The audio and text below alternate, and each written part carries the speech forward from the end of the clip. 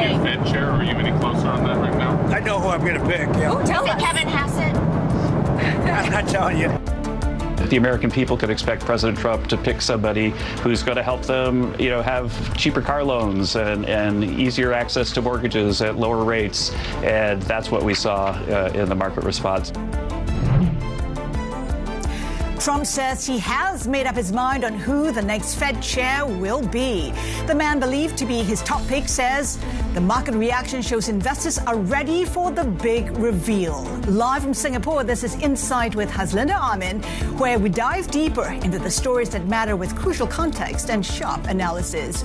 China's factory activity slums for the longest stretch on record. PMI numbers and the debt meltdown at the country's biggest property developer should be giving investors anxiety.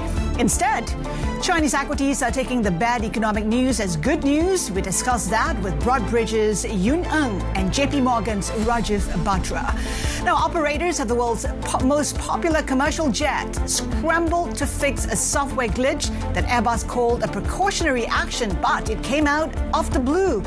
We also hear from India's Muthoot Finance, a major player in the country's shadow banking sector, as the economy grows faster than expected. And as Japan's new Prime Minister pushes for higher military spending, we hear from the chairman of Kawasaki Heavy Industries, which makes around 20% of its profits from defense manufacturing.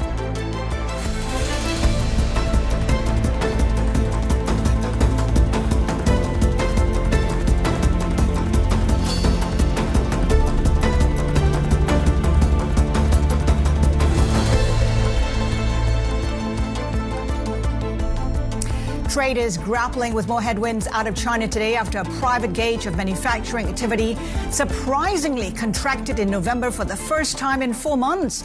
The rating docked China manufacturing PMI slipped to 49.9, adding to the picture of an economy losing momentum this quarter. China's deepening property crisis also adding to anxiety around the economy. Two top private data agencies skipped releasing data on monthly home sales for China's top developers in November without giving a reason.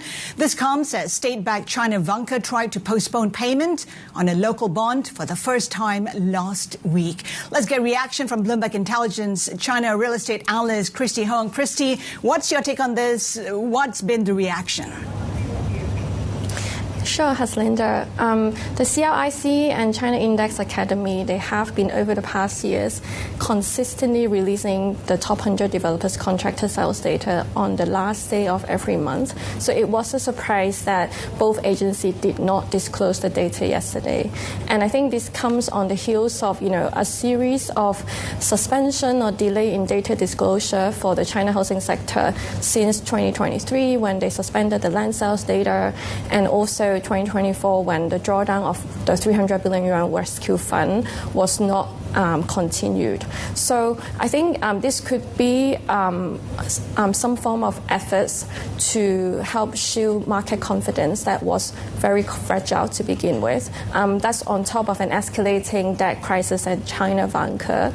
And what could be here is that the November data could be showing some sort of steep decline, and authorities might be contemplating, what are the measures that we could do to help contain the crisis and protect confidence in the market. Well, the question really is, Christy, what can they do? Because all the measures, all the stimulus being implemented do not seem to be bearing any effect at all. What really is the option out there? Right. Unfortunately, as we have spoken several times before, the ammunition in policymakers' toolbox to stimulate demand for China housing is very limited. What we are seeing is that most of the cities in China, except 3 T1 cities and the Hainan province, have already relaxed their home purchase curbs. So anyone can buy as many homes as they like, versus a high bar to home purchase during the housing boom in 2016 to 2021. And also you're also seeing mortgage rates rates, and down payment ratios, they're already at record low. So I think there's not a lot of room for maneuvering from a policy standpoint from here. There are news reports on potential mortgage subsidies and also tax incentives to encourage people to buy more homes. But I think the bigger picture is that most Chinese households are worried about home price falling further. That's the fear of catching a falling knife. And also, there's also concerns on developers' liquidity crisis, which is now spreading to more developers. And China Vanke, which is being a top 3 developers in China formally, along with Evergrande and Country Garden. And this one is special because there's some form of state backing, and if it's also facing debt repayment issues, then that would potentially cause concerns among home buyers.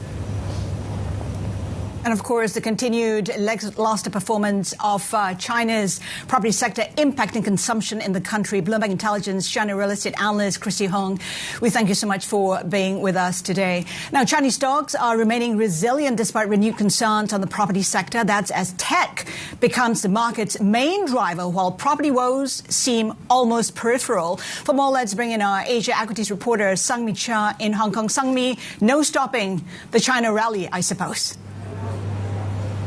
That's correct, Haslinda. We're seeing actually that passing of the torch in that China market. Every time we talk about the Chinese market, we were always talking about the property, how it's weighing on the wider economy. And it's still the same case, except investors are looking at the tech sector more so in order to trade and make their new bets. And we can see that in the CSI 300 today, it's gaining again. But we can see that it's added about 4% gains. The index, the Infotech index, sub-index of the CSI 300 gained about 4% last week, and that has added to that 1.6% gains for CSI 300 last week. And we can see the exact same kind of rotations in the correlation of the CSI 300 index that paired with the sub-index of Infotech has risen 0.8, whereas the same sub-index for real estate has fallen to 0.3, the lowest in 2022. So we can see that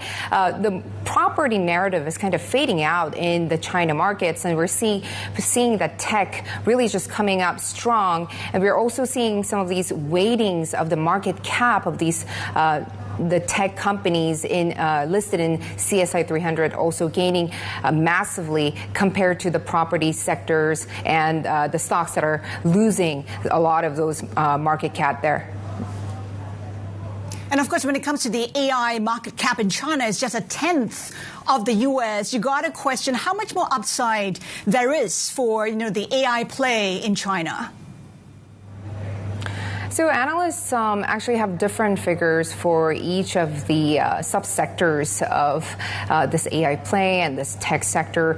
Even in tech, we have several different narratives that's going on. Of course, a lot of the times they tie in the robotics into AI as well. So we have been looking at how the robotics sector has been a little bit overheated. It's been very, very expensive, the valuations. So going back to the whole theme of 2025, we've been seeing that it's been a purely valuation call, but a lot of the analysts are saying now when it comes to the tech sector, but just overall Chinese market, they'll have to see the effects of anti-involutions, for instance, to really come into effect in 2026.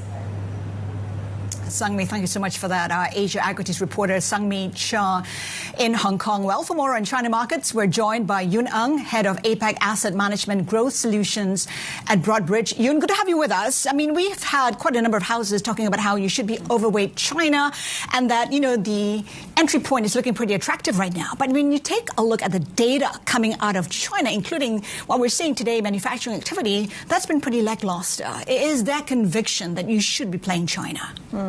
Thanks, Haslinda. Very nice to see you again.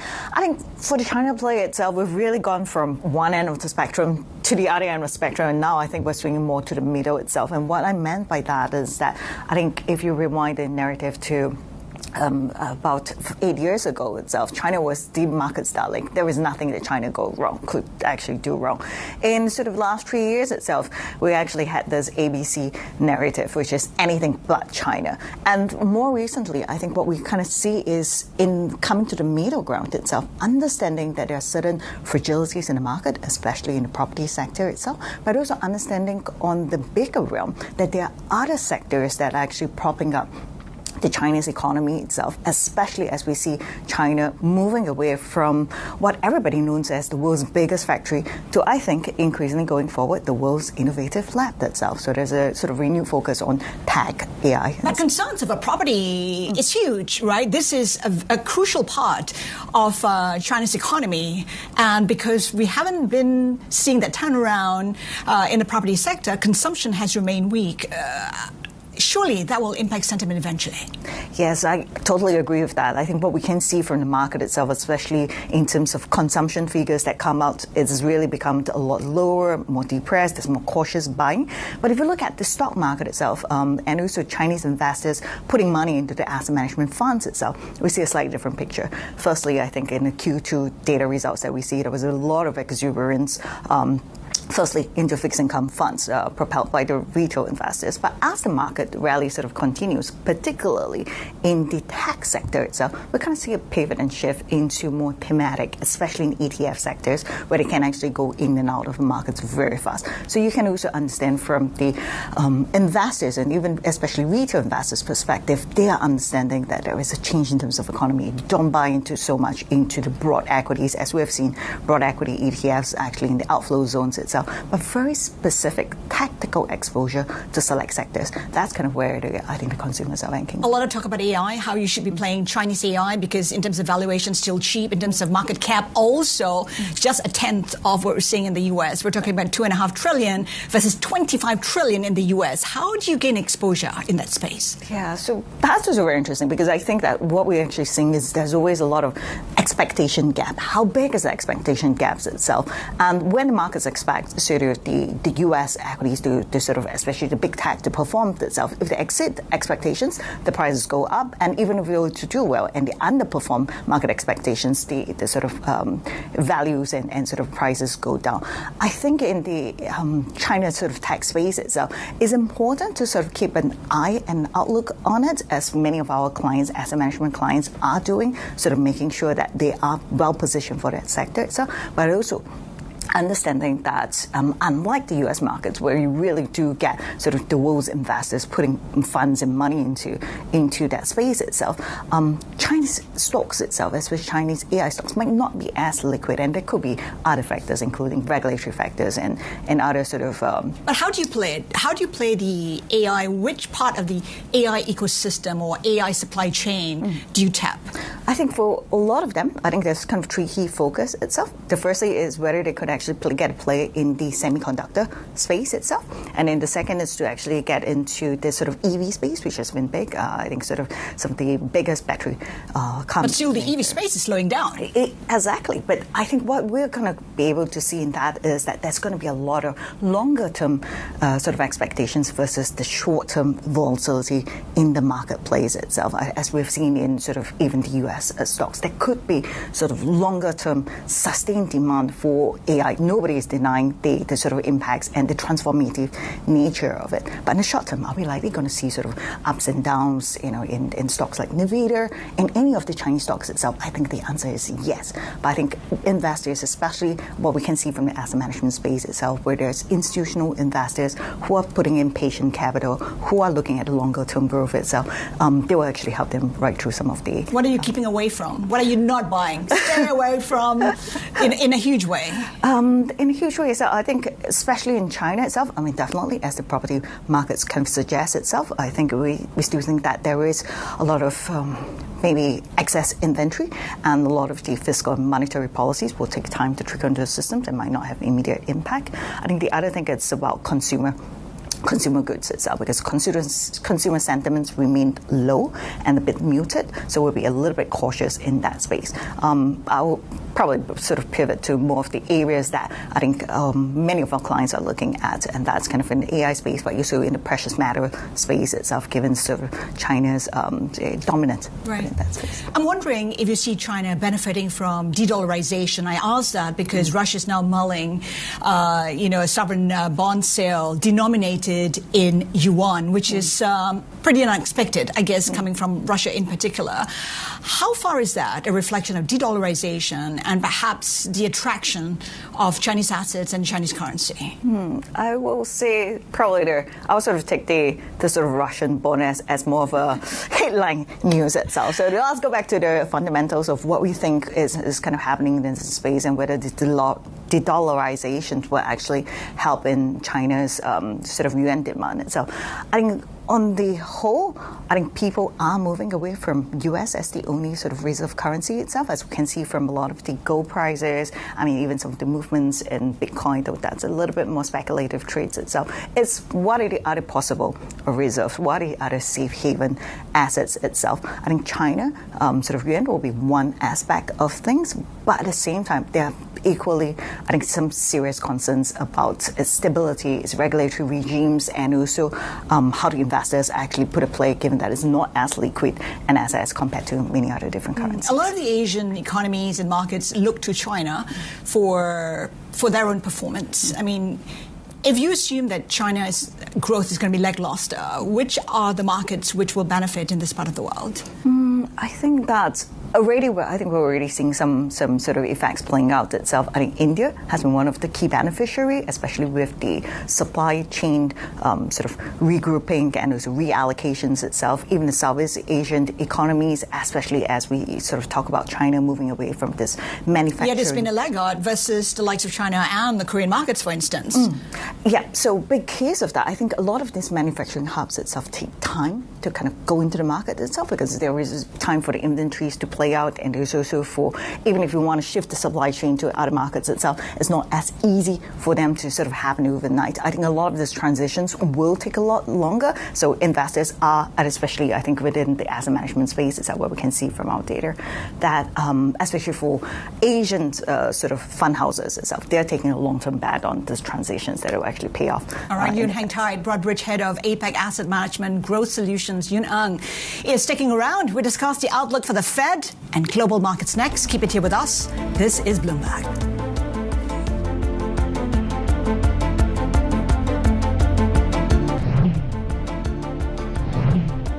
Welcome back.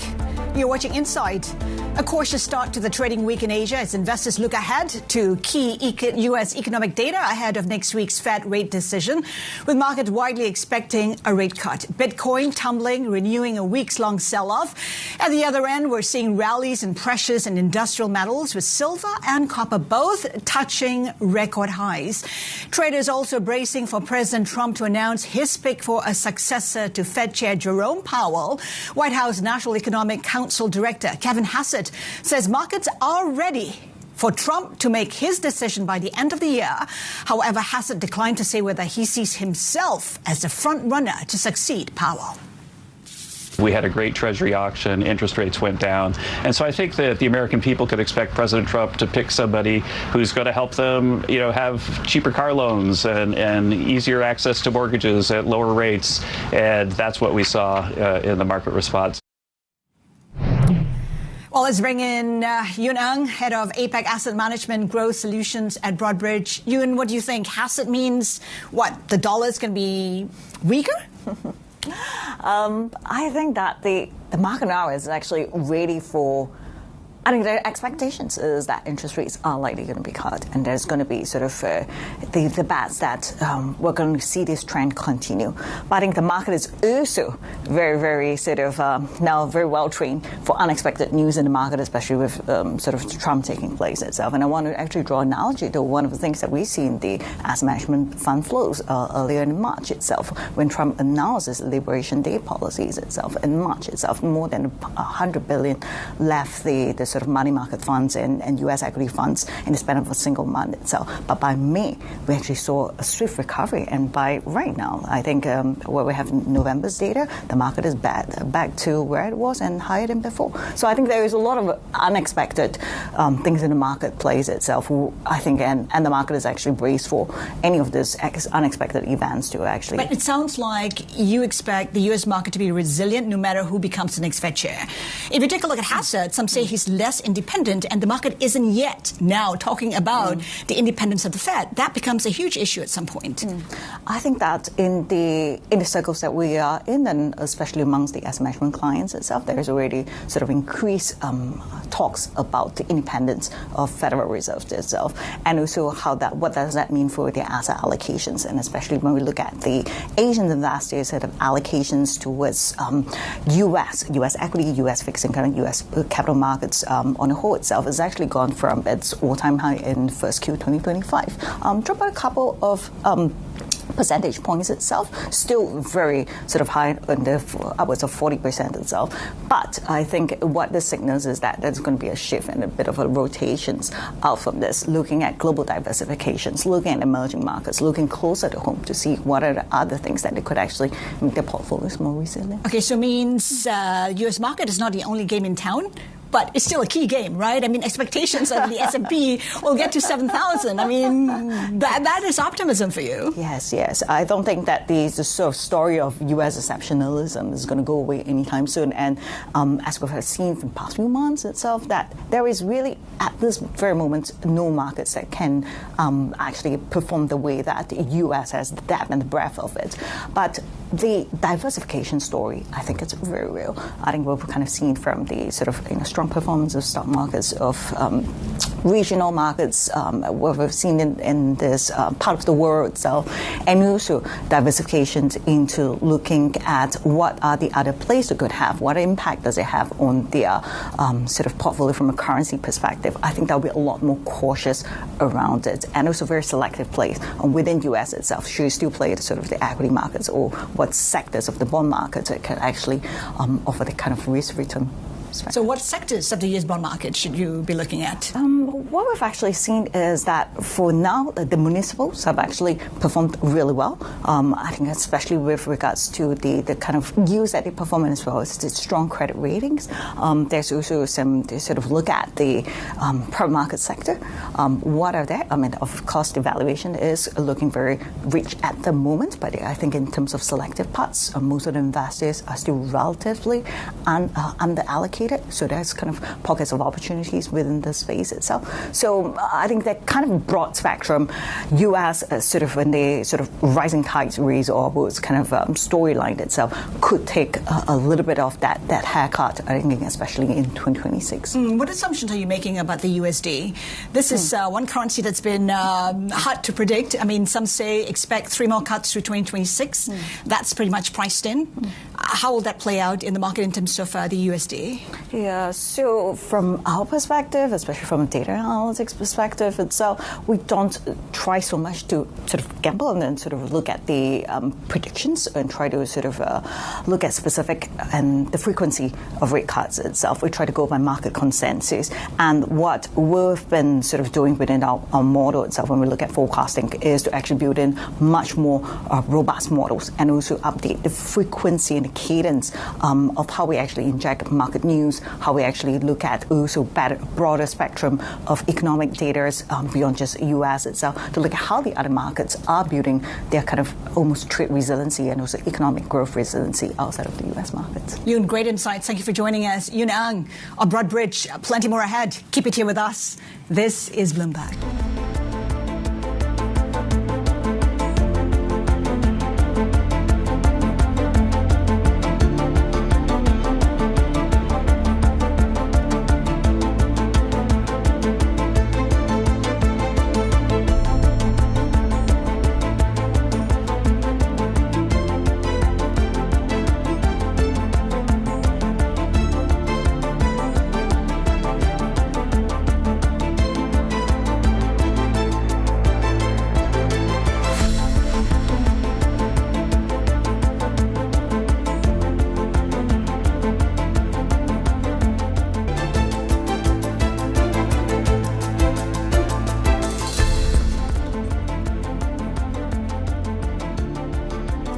Welcome back. You're watching Insight. We're tracking moves in regional airlines across Asia as carriers worldwide scramble to update software on the Airbus A320, the most widely known commercial jet in history.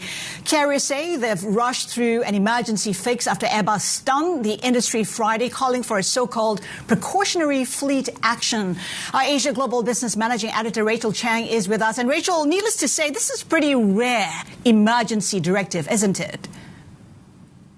It was very rare and it was very sudden as well, because what the regulators were saying, when Airbus announced it late on Friday night in Asia, was that all of these aircraft, thousands of them, have to do this fix before their next scheduled flight. So that meant that there were a lot of flights that were cancelled at the last minute and delayed. Luckily for the vast majority of these aircraft, the fix is just a sort of 2 to 3 hour software fix, but there are about 1,000 older aircraft which needed a complete hardware change, which could ground them for much longer. So anyway, it was a really tough weekend, for a lot of these airlines coming out of that Thanksgiving holiday as well. We did see hundreds of flights being cancelled and delayed, and there was quite a lot of chaos at some of these airports.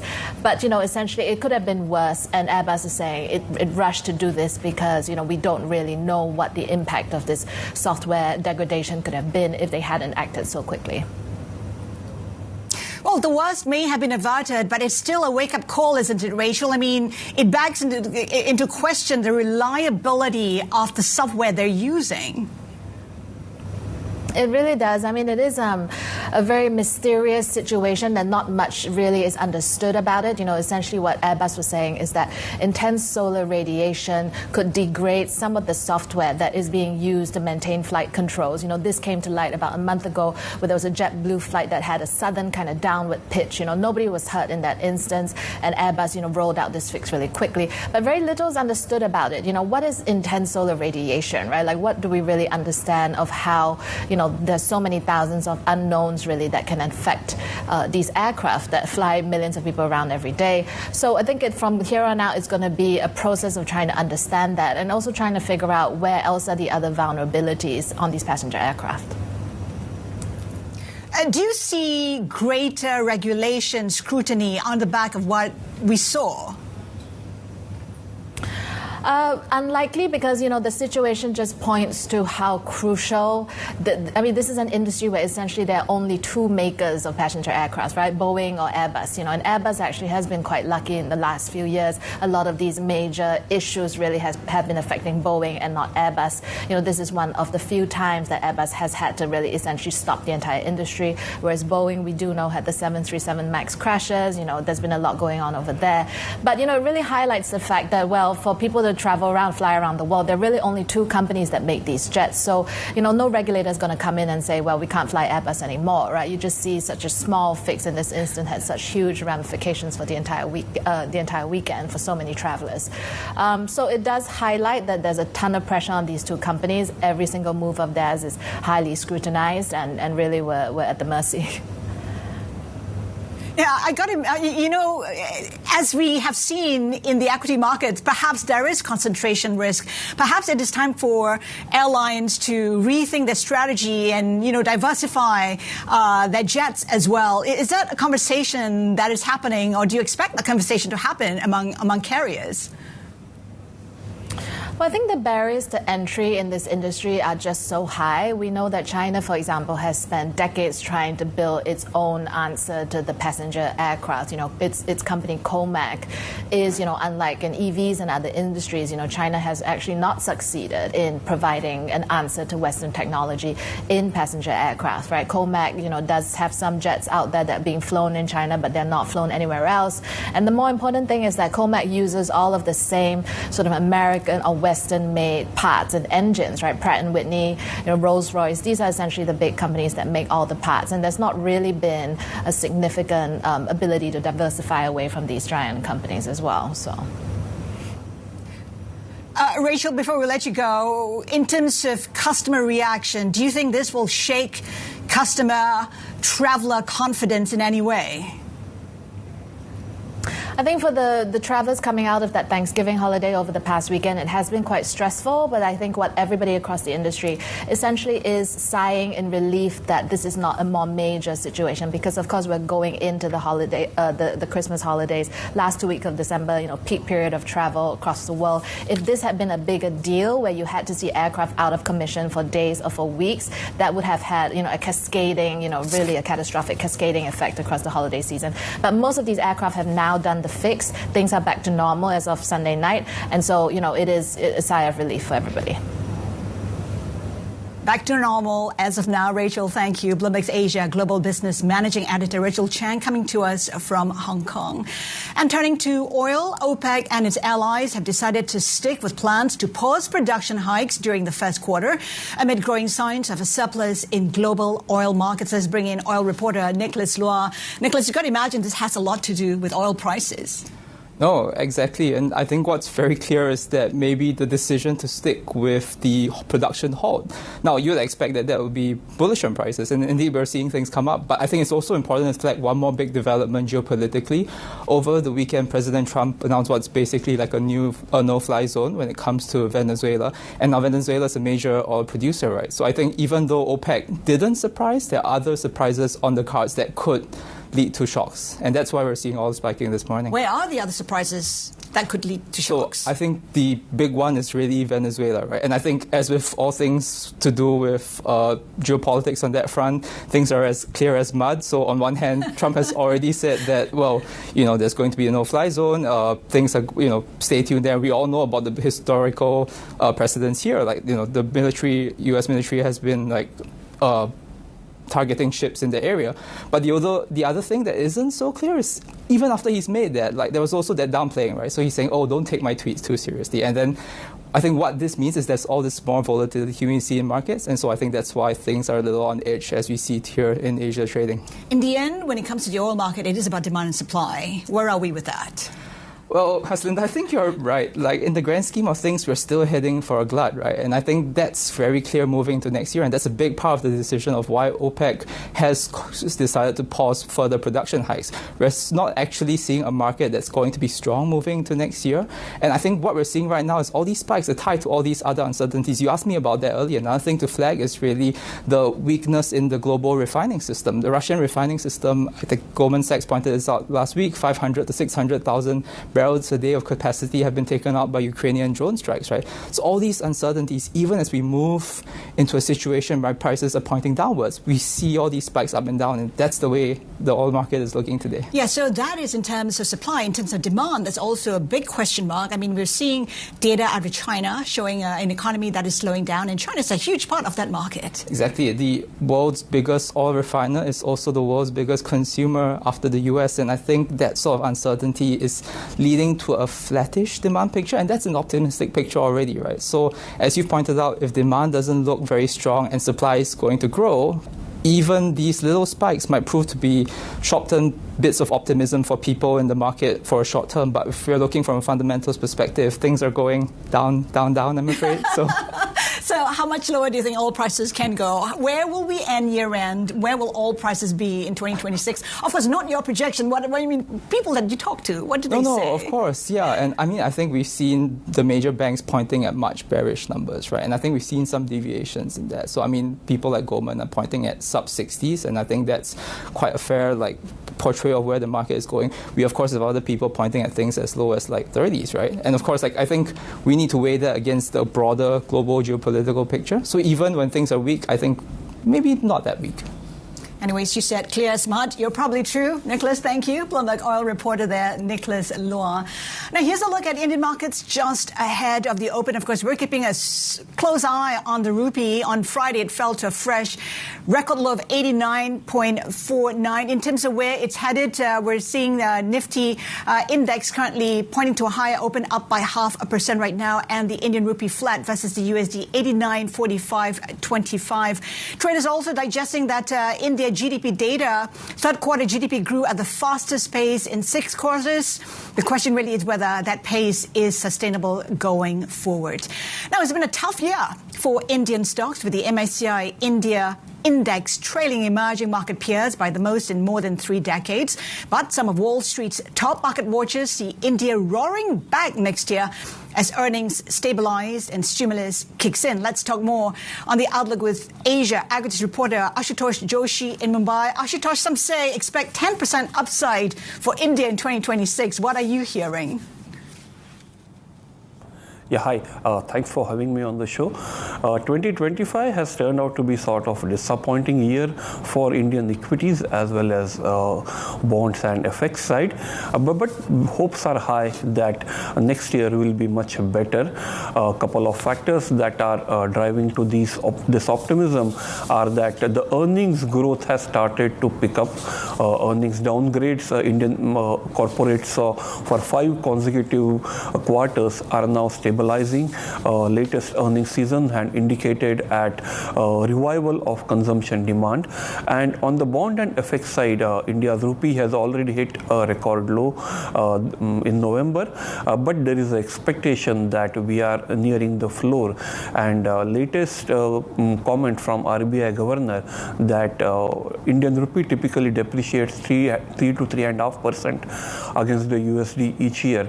Based on this, analysts are expecting that there is a case for a rebound in rupee in 2026, and put together this all should help Indian markets do well next year. Ashutosh, this is one market that's been well supported by retail investors, but of late we've seen retail investors pulling back. How much clarity is there when it comes to retail investors supporting the market going forward? Yeah, retail investors or domestic money has been the key driver of Indian equity markets, especially in last 4 or 5 years. Recently, the trend has changed a little.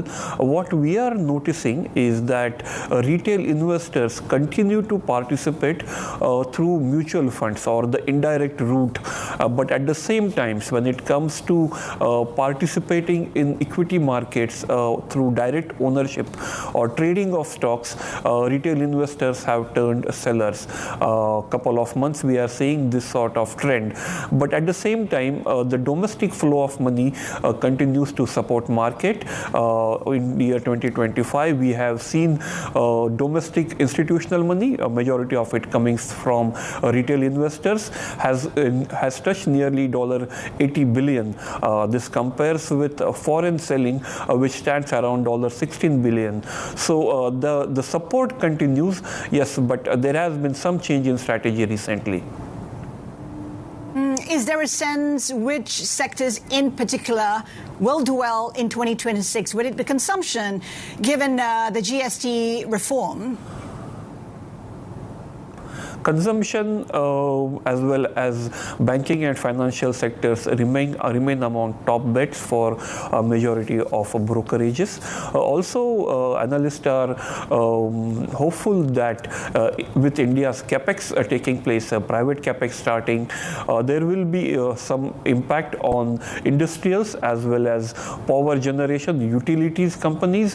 So these are among top picks. Financials have done exceedingly well this year, and there is a hope that this segment will continue to perform better. Ashutosh, thank you so much for that. Asia equities reporter Ashutosh Joshi there.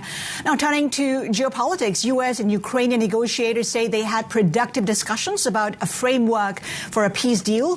That's even as talks over the weekend in Florida fell short of a final breakthrough. It's not just about the terms that ends fighting. It's about also the terms that set up Ukraine for long-term prosperity. I thought we started laying the groundwork for that, most certainly in Geneva. I think we continued that work in our communications throughout the week. I think we built on that again today, but there's more work to be done. This is delicate. It's complicated. There are a lot of moving parts, and obviously there's another party involved here that'll have to be a part of the equation, and that'll continue later this week when Mr. Woodcock travels to Moscow.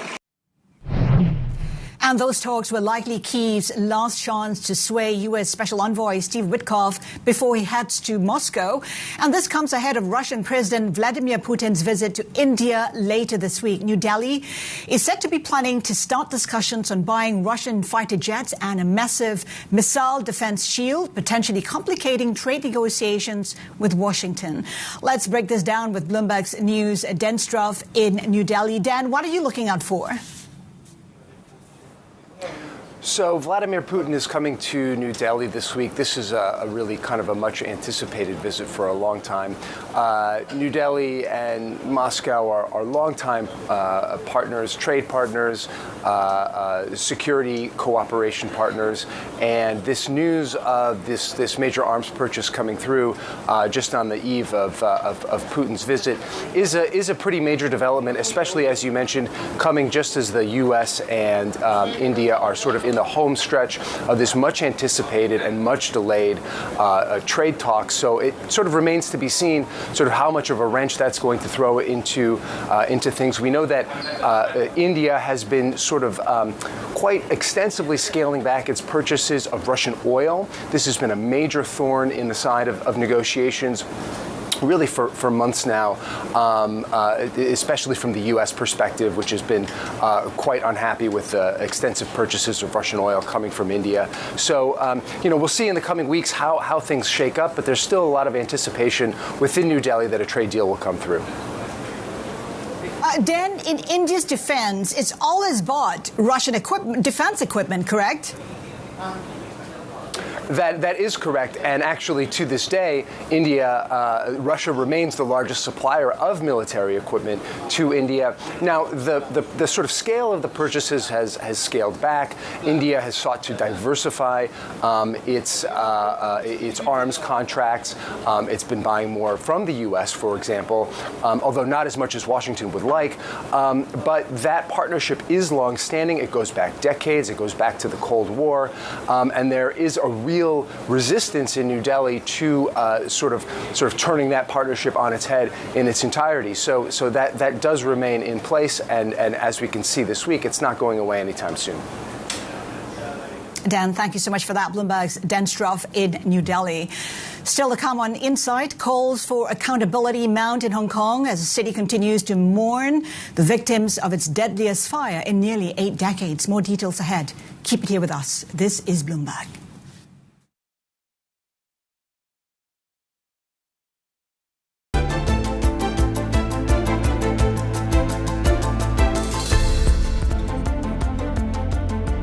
Welcome back. You're watching Insight. Hong Kong is mourning the victims of the city's deadliest fire in almost 80 years. This was the scene on Sunday outside the park next to Wong Fuk Court in the New Territories town of Tai Po. At least 146 people were killed in the fire. Hong Kong officials held 3 minutes of silence for the victims on Saturday. Condolence points have been set up in all of the city's 18 districts for members of the public to sign books and pay their respects to the victims and survivors. Let's bring in our China correspondent, Min Lo, along with Bloomberg Intelligence senior analyst Stephen Lam. Min, let's start with you. I know there's been a lot of anger in the city. What are we hearing online and offline?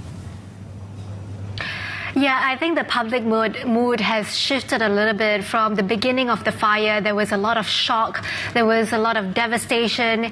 And that grief is now starting to turn into anger as more facts begin to emerge. And it seems like there are lapses not just from the engineering company, but from the government departments as well that should be in charge of people's safety, because it turns out that many of these residents had complained to the Department of Labor as early as 2024, writing about the fire hazards when it comes to the styrofoam boards, the green mesh as well. And the Department of Labor acknowledged in a statement that they had ignored or wrongfully dismissed some of the residents' warning. At the time, they had said there were no laws governing the fire safety of scaffolding. They had later said that the materials used were in fact compliant, citing documents provided by the contractors. But obviously now it's a different story, right? Initial reports or testing of the green mesh did show that yes, the grid mesh is compliant, but authorities are now blaming the styrofoam boards that were sealing the windows that were found on every floor of one of the buildings as well. Those are highly flammable materials, and they cause the windows to shatter.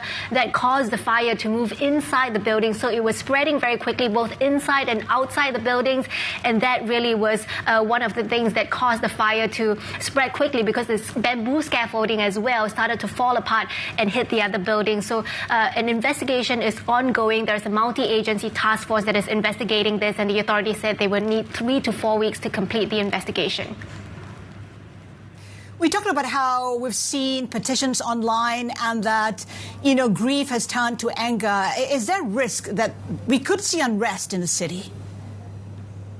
Yes, this was something that the Office for National Security was warning about, telling people not to use this to incite unrest. And already the National Security Police was present at the site of a distribution center that was entirely organized by grassroots volunteers. And they have arrested 3 people, including an unnamed volunteer, a former district councillor, Kenneth Cheong, and one person who started an online petition demanding that the government meet 4 demands, including helping the victims, including taking accountability and starting an independent task commission of inquiry into this, and revamping the entire system of oversight and regulation.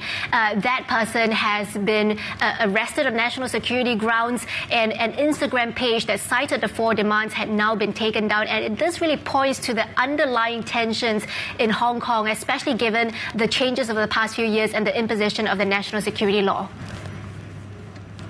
And Stephen, we're talking about the deadliest fire in decades. In terms of insurance, what are we anticipating in terms of claims? Yeah, Haslinda, this is a very severe tragedy that Hong Kong had endured in decades. No words can really describe the sadness of this tragedy. But it's hard to put figures around these events. But if we were going to look into what kind of insurance coverage that at least we understand at this point, the figure is about $2.6 billion Hong Kong dollars. That is underwritten by China Taiping, which is a large state-owned enterprise based in both mainland China and Hong Kong.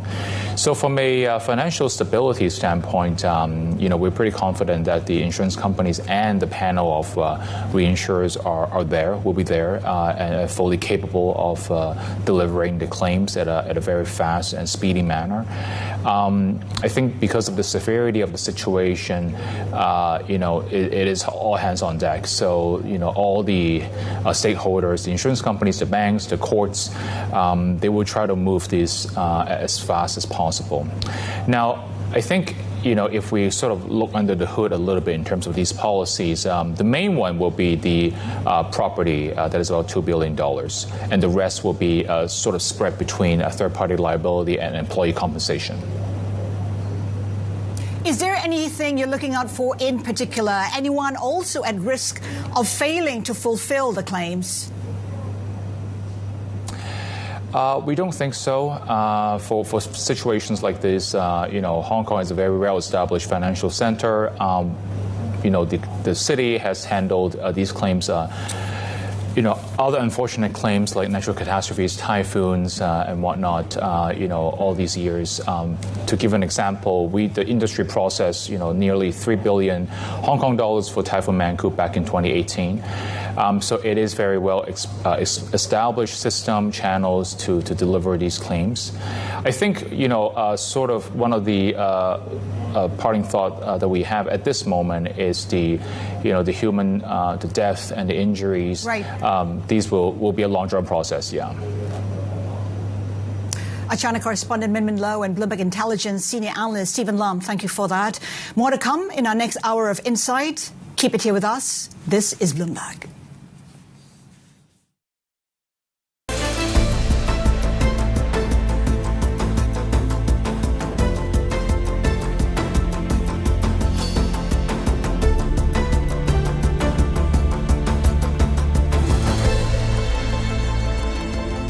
Welcome back. You're watching Insight. We're tracking weakness across broader Asian markets today as Hong Kong heads off to lunch. Chinese benchmarks showing some signs of resilience in the face of fresh headwinds out of China after a private gauge of manufacturing activity surprisingly contracted in November for the first time in 4 months. The rating doc PMI slipped to 49.9, adding to the picture of an economy losing momentum this quarter.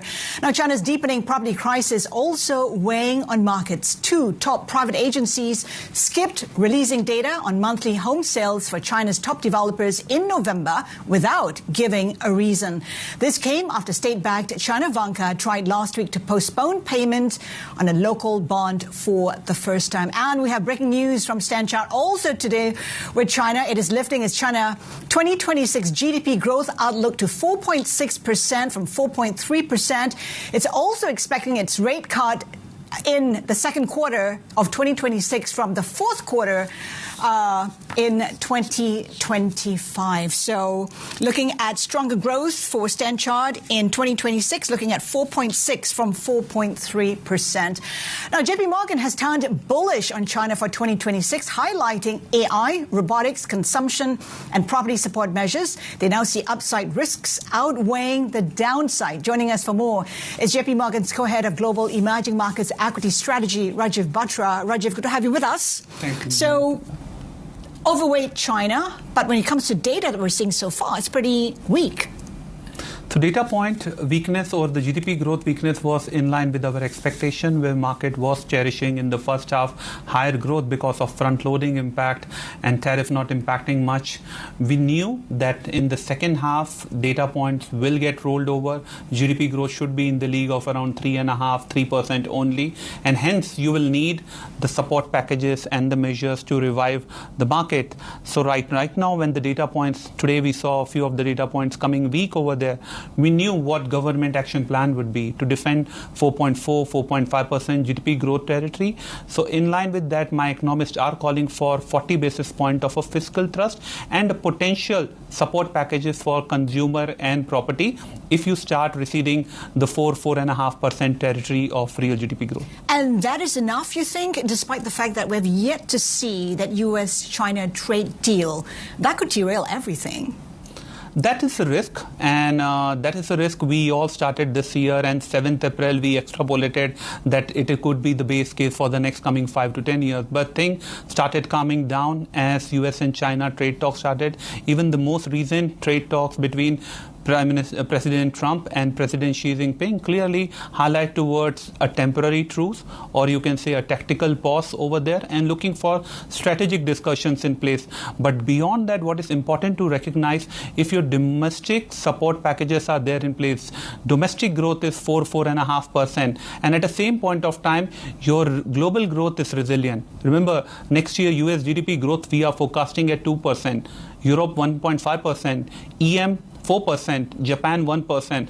In that global resilient economy environment, it's a music to the ears of Chinese exporter.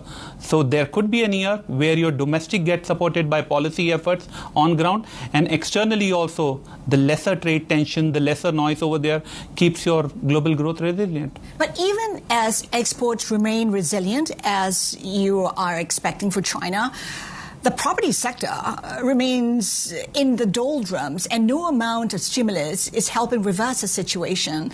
That will impact consumption. How do you weigh that? How do you square that? So we are seeing the signs that even if, let's suppose, the finished inventory are not declining, but it is stabilizing at a higher level, if you will look at for the last 3 to 4 months in a row as such. Similarly, at a point of time where prices are declining, but the pace of decline, which was quite scary and the higher one, that is also going on the sideline per se. So that gives us a hope that we are around the corner. That's where things stabilize before the final inflection point come. And equity market, remember, is always a forward-looking animal. If the data points have already turned, then you are just joining the momentum trade rather than taking a correct value call to be before any other investors or start outperforming in your allocation. So great entry level, right, for China? Absolutely. What should you be buying? Definitely from here we will be looking into spaces like tech. We will be looking in spaces like consumer discretionary, consumer staples, communication services, materials, because if anti-involution is a reality over the next 5 to 10 years, which will be supporting not just margins of my end buyer, but also will be supportive because your capacity and supplies will not be a big headwinds to you. So that brings even material in place. So you can see a mix of old and new economy that supports you. Do you see 2026 being the year that you see more rotation from the US to China?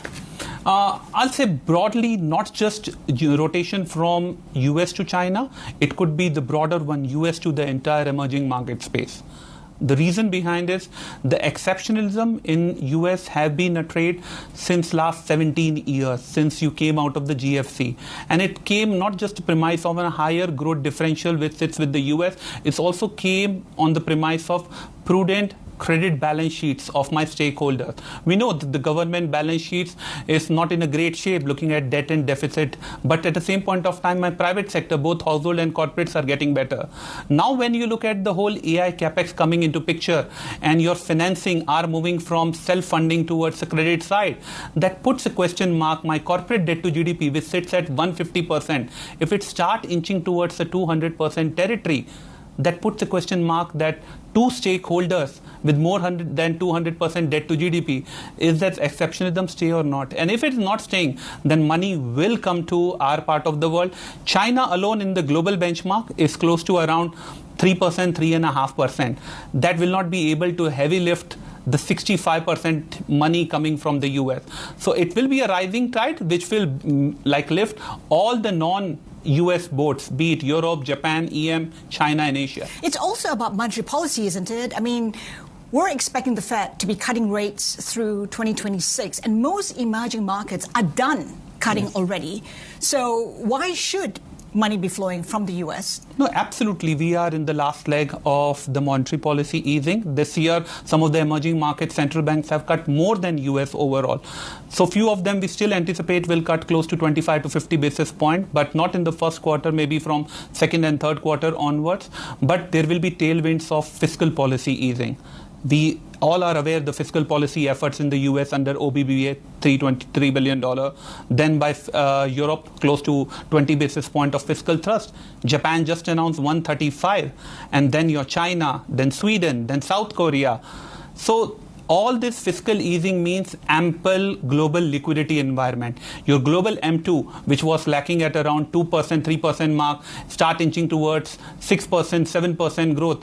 Ultimately, it will chase the risky asset class, and that is your emerging market equities. Beyond that, if you look at the fiscal balance sheet of emerging market related to DM, fiscal positions are much more stronger and resilient in EM compared to DM. We have already seen some bit of a color last 1 or 2 quarters where India started easing on GST side. We have seen in Indonesia, in Thailand, in Malaysia, where fiscal supports were given. Expect that to be a constant throughout next year. So will we see a reversal in fortune for India? Currently up 8% year to date. I think underperformance, the worst underperformance in a very, very long time. Yeah. Will we see a reversal? If we ask that question, we put a question mark on whether twin policies in economic terms are effective or not. Rarely or seldomly we have seen when the twin policy easing judgment have been taken, it never fructified into growth. It always fructified into growth overall. And that environment India has got entered into since start of this year. With that, they are also supporting the market through reform measure, through deregulation. You most recently saw the labor market reform, which market was talking about when we are going to see the factor reforms coming in India. That is your first factor reform that has arrived. That means slowly and steadily you will start reaching back towards the same sustainable earning growth path what India has been given for the last 4 to 5 years time frame. What's the biggest risk to investing in India? The bigger risk right now will be unemployment, starting because of any AI efforts and things that start. Because once you get unemployment back into the picture, the schemes, or you can say money which is there to support growth effort, capex effort, that starts shifting towards the social welfareism kind of a schemes. So that's where the problem starts. But too early to say whether AI will lead to a higher unemployment in systems. We've seen foreign funds making an exit from India. It's been well supported by retail investors. Yeah. But of late, even retail investors are pulling back somewhat. Yes. Do you see that gaining momentum or not?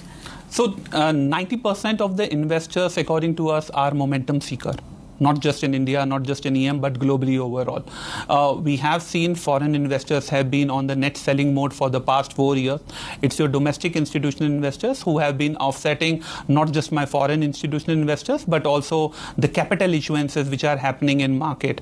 Retail is just watching what has been the trade so far this year. Year-to-date return, if you will look at a local currency term, less than double-digit overall, but dollarized term, only 3.5%. But that very same retail, compare that return with, let's say, gold, let's say with silver, which is first love of Indians over there.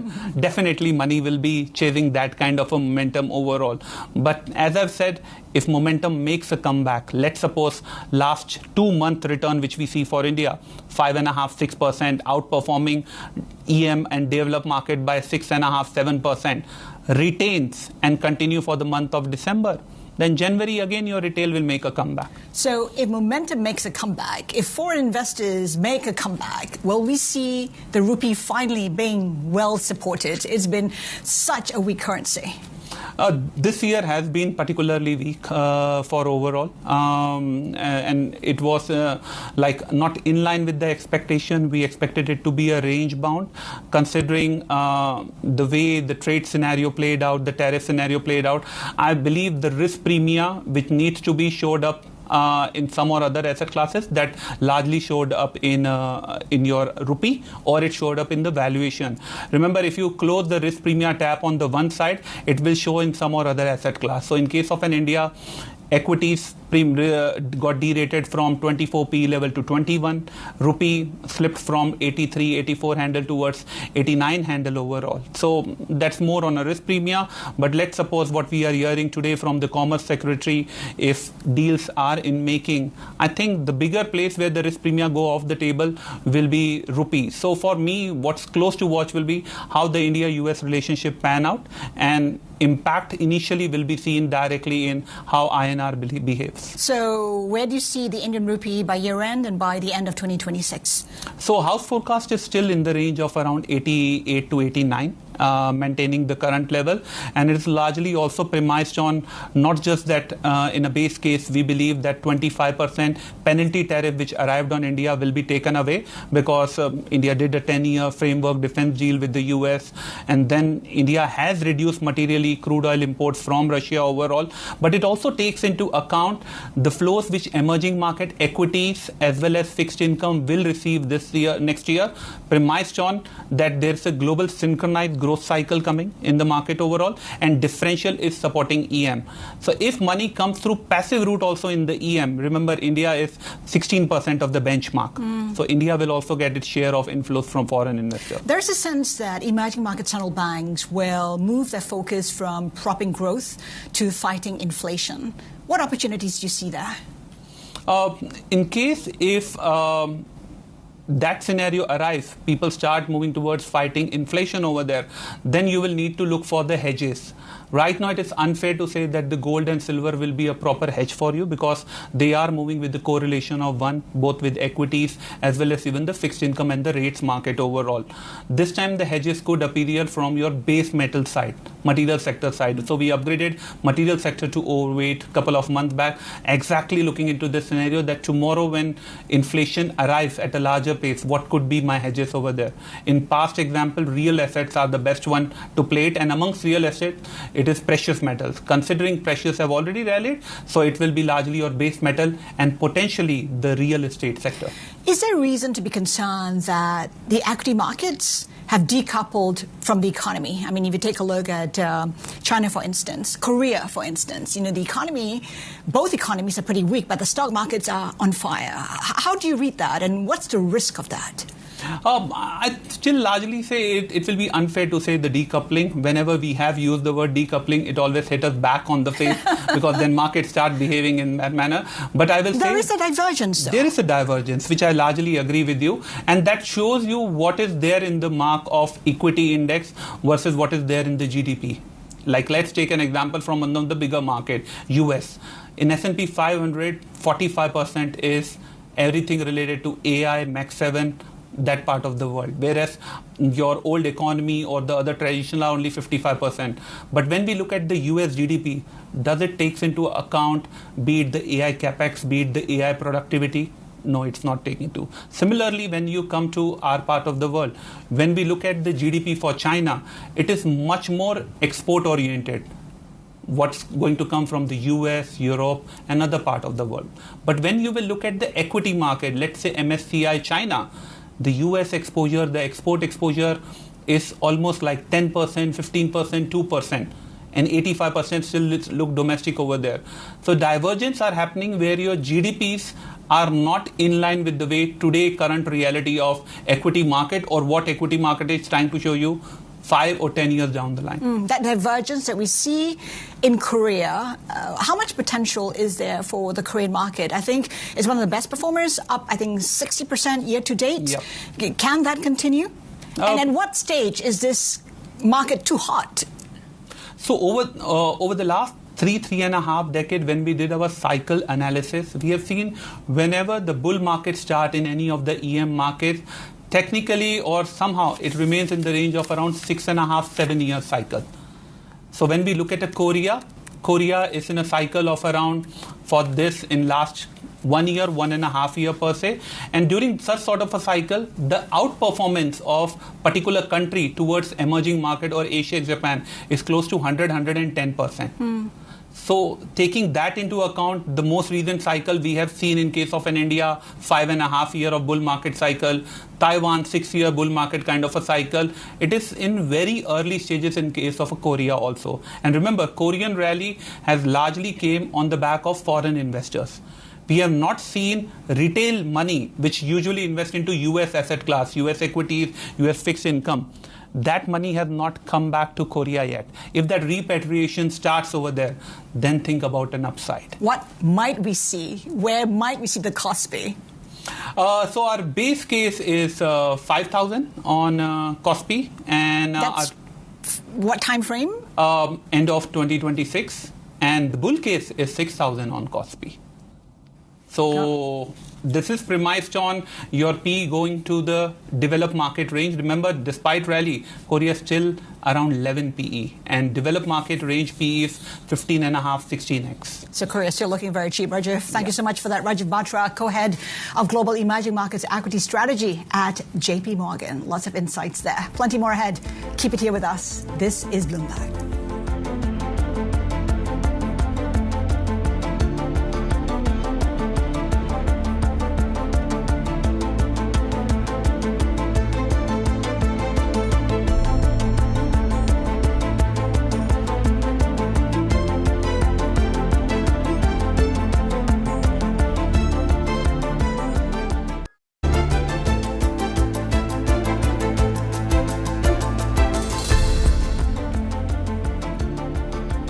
Welcome back. You're watching Insight.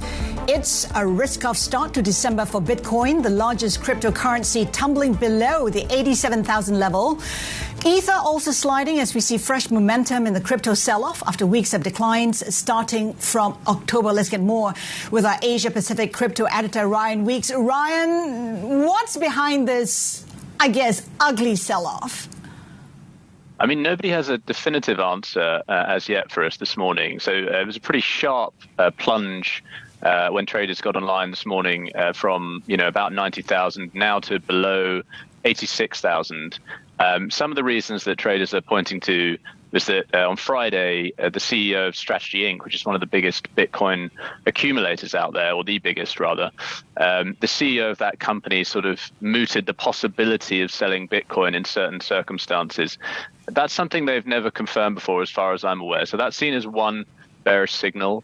There's also sort of a bit of a back and forth between Tether, the largest stablecoin issuer, and S&P. S&P downgraded its rating of USDT, the Tether stablecoin, stability late last week as well. So there's some uncertainty there, but nobody quite knows what's driving Bitcoin and other cryptocurrencies lower at the moment. But it does, as you said, continue a sell-off that started way back in early October, and it's just continuing and continuing, and it's a bad start to December. Did we see this coming? I mean, were there any signs from the crypto fear gauge, for instance? I mean, were there signs out there?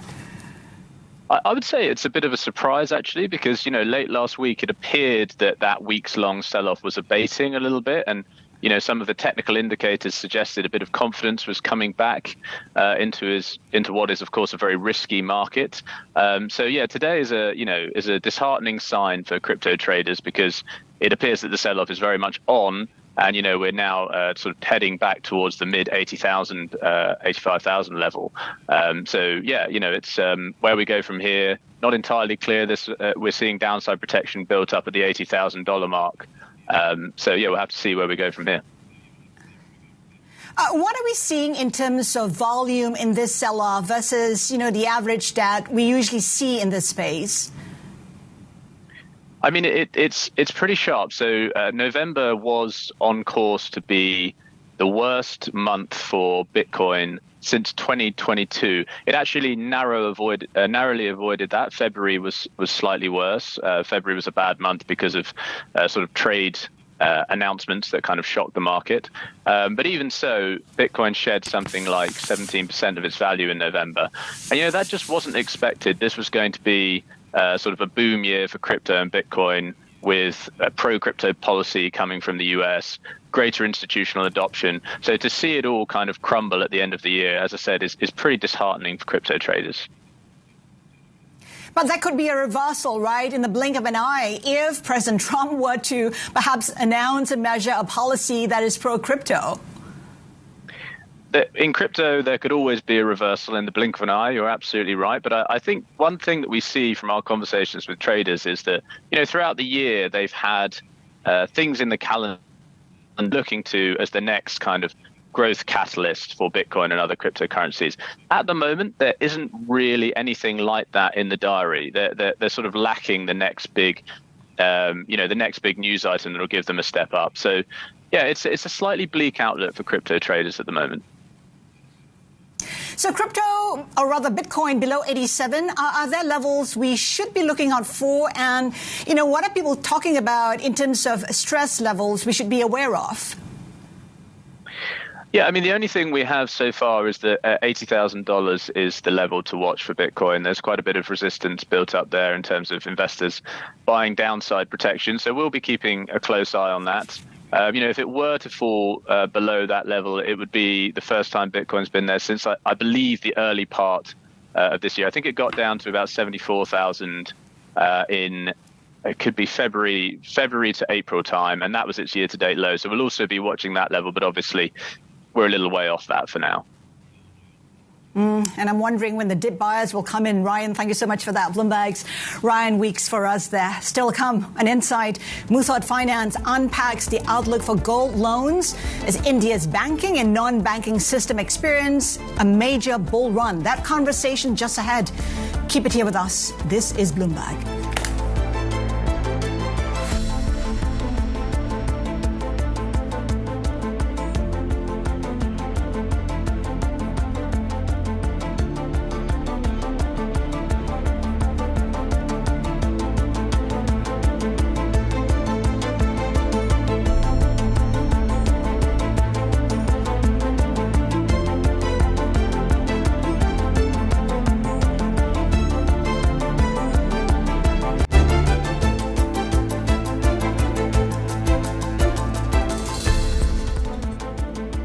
Welcome back. You're watching Insight.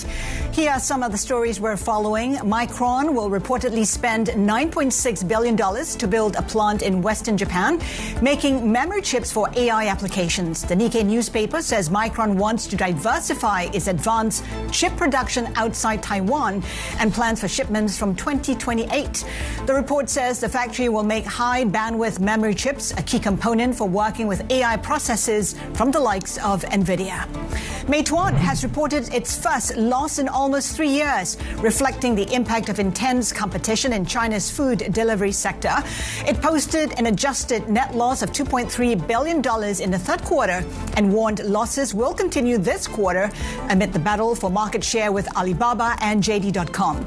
Meituan says it remains confident of restoring profitability in the mid to long term. Meanwhile, we're tracking moves in precious and industrial metals with silver and copper both touching record highs as futures markets recover from Friday's volatile trading triggered by a chaotic hours-long outage on CME Group's Chicago Mercantile Exchange. And we're watching gold, which has just capped off its fourth straight monthly gain, taking its rally this year to more than 60%. Gold has risen every month this year except July and is on track for its biggest annual jump in more than 4 decades. And here's a look at how Indian markets are trading about 45 minutes into the equity session. They're in the green. The Sensex currently up by 0.3%. That's with the economy on firmer footing after growing at its fastest pace in 6 quarters, even as President Trump's steep tariffs and the lack of a trade deal cloud the outlook. GDP expanded 8.2% in the 3 months through September, beating all 38 estimates in a Bloomberg survey. Now to a family-run Indian firm that's cashing in on the gold rush. Muthoot Finance has offered gold loans for nearly 9 decades, allowing consumers to capitalize on surging bullion prices by swapping jewelry for short-term cash. The boom has driven the company's stock to a record high, lifting the Muthoot's combined fortune above $13 billion, according to the Bloomberg Billionaires Index. Joining us exclusively is the firm's managing director, George Alexander Muthoot. George, good to have you with us. You say even the rich are taking gold loans. Why is that? Why is there a surge? Earlier, maybe if you go back about 2 decades, 3 decades back, it was only the lower section of people, the middle class, lower middle class people who were monetizing the gold for their needs. But today, the gold price has really gone up. And probably if you take any newspaper, anywhere, any newspaper, any news channel, there are at least 3 articles about gold price. Gold price going up, gold price hitting the records, and also about gold finance. So I think it's the rich people, the well-to-do people are also seeing a fancy to this because you get the loan very quickly, probably 15, 20, within half an hour you can get the loan, you can get the cash and walk out of the office. So that is why more people are now coming to this. Added to that, all the banks in India have also started this gold loan sector. Earlier, the banks were not very keen. Now, all the public sector banks, government banks, private sector banks are also keen to do the gold finance. So, probably it is catching the fancy of everybody, including the rich people. But isn't it true, George, that we're seeing higher rejection rates for loans from banks and shadow banks? That's also lifting the demand. Yeah, but see, in the last 2, maybe 4 or 5 quarters, the Reserve Bank of India, that is a regulator here, as well as the Finance Ministry, has been cautioning the public and cautioning the banks and the lenders to be more careful with unsecured loans, especially the unsecured loans for personal consumption, personal use, unsecured loans to small businesses, and so on and so forth. So the risk weight has also been increased for banks when they are lending unsecured loans. So banks have now got a little cautious and have stepped down the pedal for the, or rather stepped off the pedal for the growth in the unsecured loan. Added to that, in the last three quarters, the microfinance loan, that's a very small loans to small traders, the sector has gone through some bumps and they are now recovering only. So the loans availability, overall, the availability of loans to the people have really come down. So unsecured loans, because it is difficult,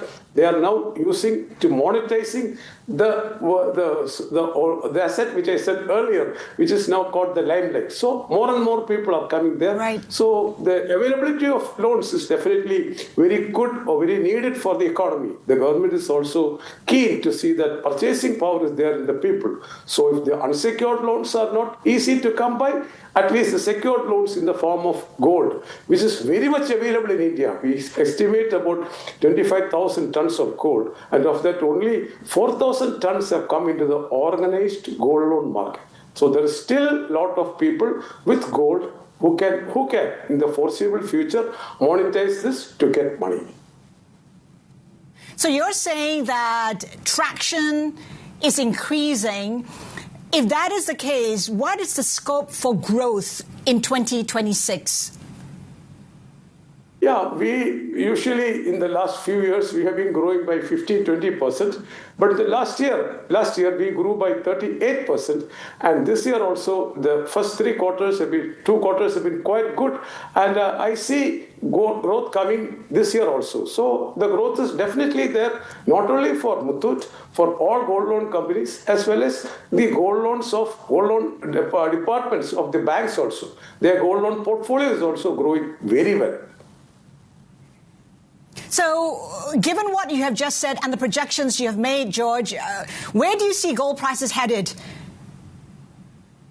Gold price is definitely not very much my cup of tea. But to me, according to macroeconomic factors, we see that the gold price is steadily going up. Countries are also purchasing and stocking gold. People are also starting to stock gold. See, the safe haven bet is now very much in the minds of people as well as even the regulators and countries. So I think gold will stay elevated.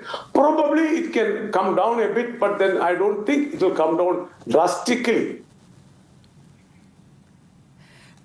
Given that it is such a hot space, we're seeing a lot of competition, the likes of Bajaj Finance, among them SBI as well. These are two large competitors for you. What's the strategy? How do you compete? How do you stay ahead?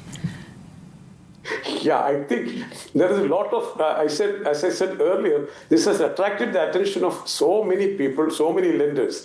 The non-banks, that is people like us, the non-bank sectors have a portfolio of about 3 lakh crores or 3 trillion Indian rupees is the portfolio of the non-banks. And the banks have a portfolio of 12 trillion. So all the banks, you said the State Bank, etc., each of them have about 2 trillion, 1.5 to 2 trillion portfolios. So the portfolio is really growing. And the banks have such a big branch network.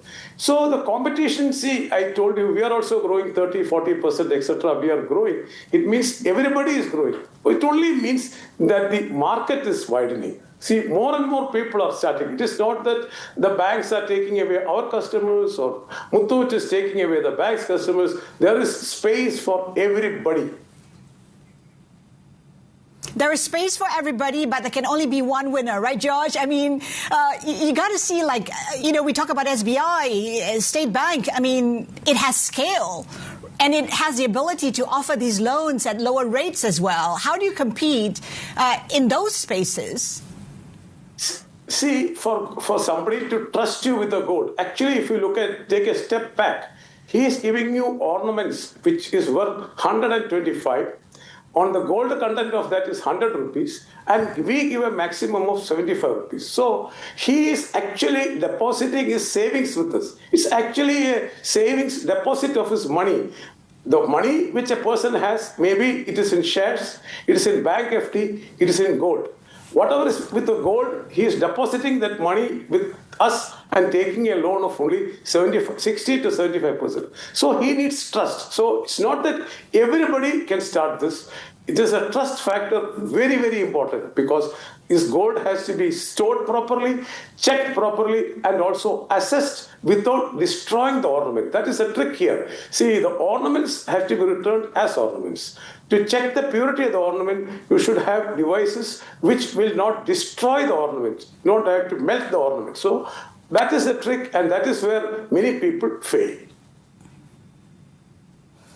I'm wondering, with the RBI set to cut rates further to prop up the economy, might that boost demand for gold loans further?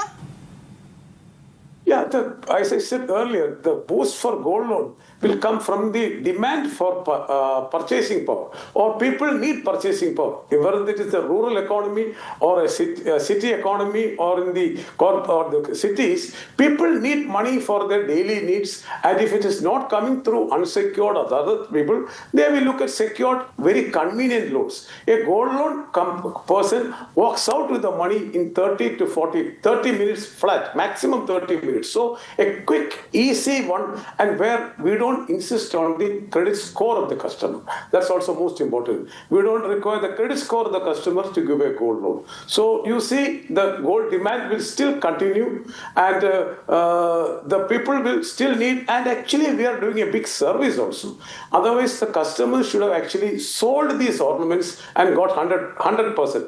But they are pledging it because they want to take it back and return the ornaments to the user. The user is usually the lady of the house. So usually the loan's tenure, although it is given for a year, bullet repayment, the tenure starts from 1 month to 3 months, and average only 4 months, the loan remains with us because it has to be quickly returned back to the owner of the ornament, and that is the family wife. So the first priority for them is to take back the gold, and that is always definitely one of our biggest risk mitigation methods.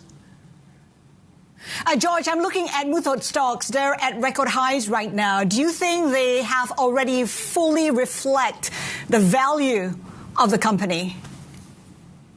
I don't know. My job as a MD of the company, as a promoter of the company, is to see that we do the business well. We run the company well. In fact, we own 75% of the company, and in the last 15 years after listing the company, we have not sold any shares. So the fact that the price is going up or going down actually is only a paper profit for my family. But of course, because as long as we are not selling any of these shares.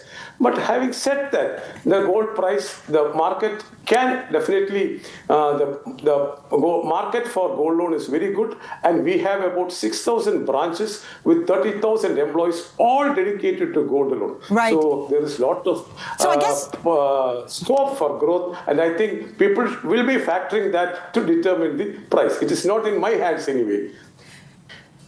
So what is the growth strategy, George, for you to further build on investor value? Yeah, I think today our average business in a branch is about 25 crores of Indian rupees. So there are branches with 75 crores, 80 crores. So probably having more business in the same branch would also be a big boost to the business. So we can improve the business by increasing say 2 years back or 3 years back, our per branch business is only 12 crores. Today it is 25 or 26 crores. Going forward, suppose if the branch business goes to 50 crores per branch, then probably the branch will become more viable and our portfolio will also go up. So per branch business is one of the things. Second, we open about 100 to 200 branches every year based on the requirements. George, it's been a pleasure having you on the show. George Alexander Muthoot, Managing Director at Muthoot Finance. Still to come on Insight, Kawasaki Heavy Industries explains how tariffs and trade tensions are impacting their business outlook. Our exclusive with Chairman Yoshinori Kanehana. This is Bloomberg.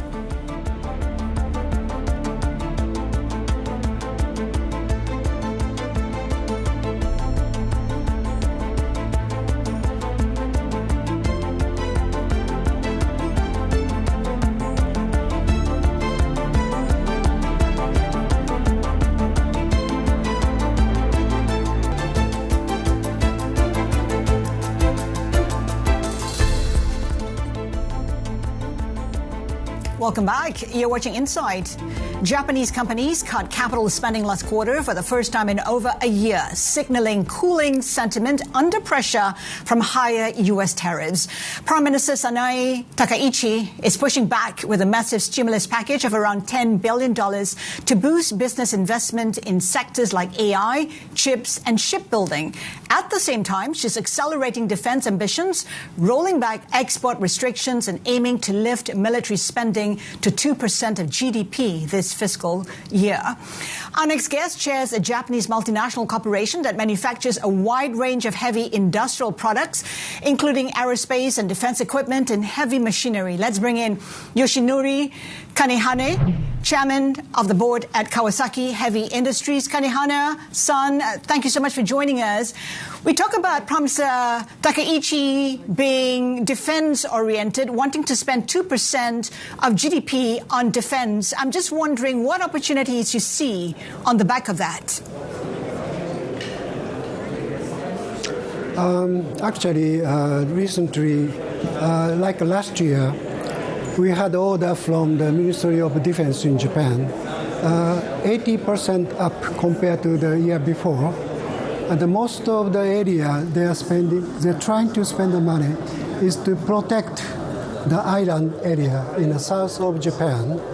So they are trying to buy a big helicopter from us. So used to be, we had one helicopter per year on the order from the Ministry of Defense. But last year, we have an order from the Ministry of Defense. They're asking us to produce like 7 or 8 helicopters compared to one. So that is the area they are aiming to strengthen the military force. So we are trying to respond to the request of Ministry of Defense. What's your strategy for your defense business to capitalize on the opportunities? For the defense? I couldn't That's hear correct. your question, sorry. What is the strategy for your defense business? As far as the defense is concerned, we are trying to achieve the request from the Ministry of Japan. Mainly the defense in the south of Japan. So that, as I explained you, the helicopter is one of the area, and anti-submarine searching aircraft, we are building 2 or 3 per year. So probably we will expand the area of business to protect the Japan, especially in the South Sea area. Kanehana-san, do you think Prime Minister Takaichi can transform Japan's defense? What will it take, you think?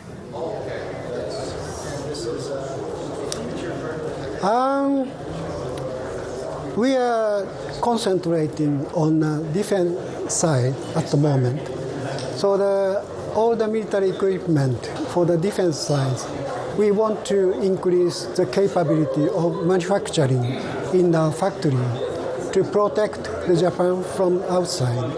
So at the moment, our concentration is to increase the military force for the defense side, not the offense side. In terms of the aviation sector now, this is one sector that's been saddled by supply chain problems and difficulties. How is that impacting the business at Kawasaki Heavy Industries? The aviation? Yes. You're asking the aviation sector. Aviation sector, the commercial side, we are working for the Boeing. We are making fuselage for the Boeing 787 and 777. And we want to concentrate this area in Japan. So we want to expand the capability of the factory to manufacture the fuselage or other parts for the Boeing, as well as we are manufacturing some portion of the engines, jet engines. We are working with Rolls-Royce in UK, and also we are making some portion of the parts for the United States. So we want to expand this area. As far as engine manufacturing is concerned, we want to expand that capability also. For that expansion, how might you have to boost investment? How much more do you have to invest for the expansion that you just talked about? I don't want to tell about how much, but it's a big money. So as far as the fuselage for the Boeing is concerned, we want to build another factory in Nagoya area, and also the engine area.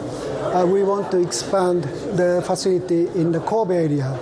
And also Australia recently decided to buy the frigate from Mitsubishi Heavy Industries.